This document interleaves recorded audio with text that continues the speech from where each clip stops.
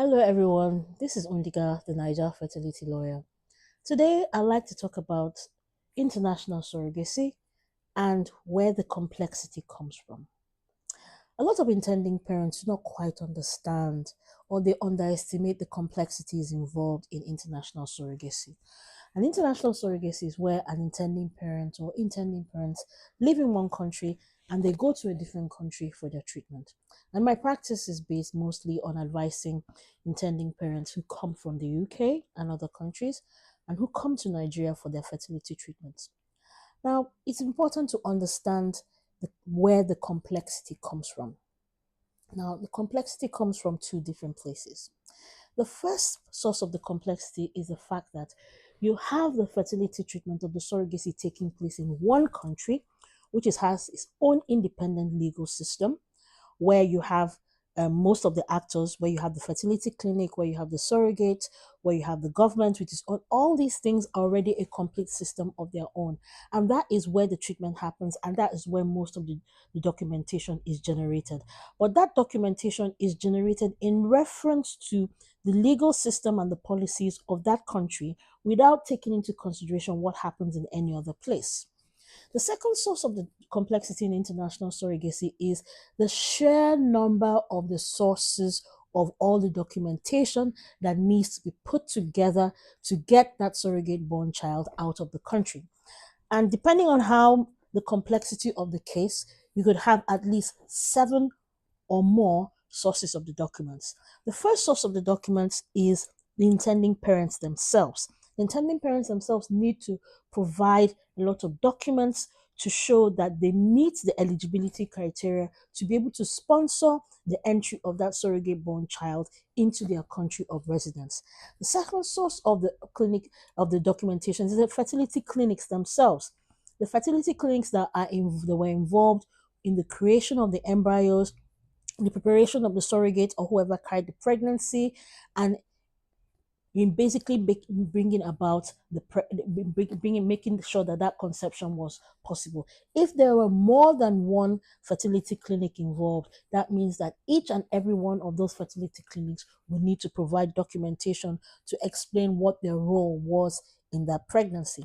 If there was any international movement of gametes or embryos from one country to the other, we also need to get documentation from whichever company was involved in moving those gametes from one place to the next.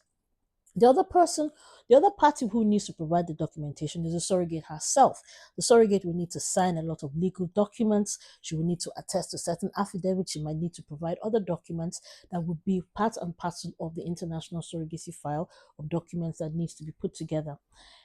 The hospital which was involved in taking care of the surrogate through the pregnancy and which handled the birth will also need to provide documentation to cover the exact details of their involvement in the birth of this child.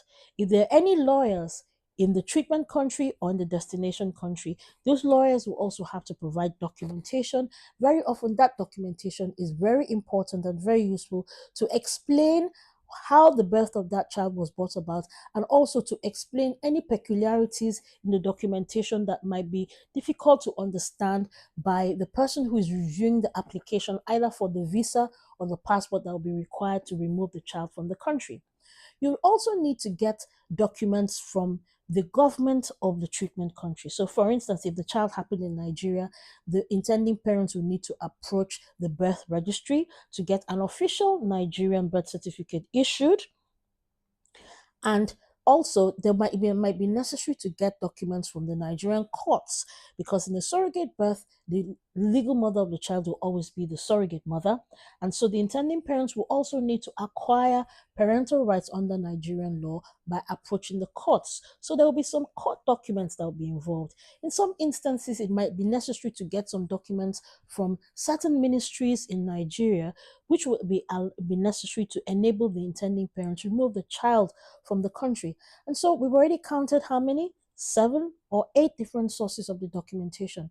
And another reason why it's very important to get specialized and experienced legal guidance when it comes to international surrogacy is because all these documents are more or less being collated or generated in the treatment country. without any regard being having made for the destination country. And that's where the role of having a legal advisor who is conversant with the laws of the destination country and the treatment country becomes really crucial. Because in the process of collating and reviewing these documents, the legal advisor is not only looking at the documents themselves as they are provided, as they are generated by the different stakeholders in the process, but is also looking at these documents and reviewing them with an eye out for the legal requirements and the scrutiny that these documents will need to face in order for the intending parents to remove that child from the treatment country. And so these are the reasons why it's very important to get advice and get the advice early on the process, and also to engage the services of a legal advisor who is conversant with the different demands of the complexities of international surrogacy. I hope you derived some value from this video. Take care out there and see you soon.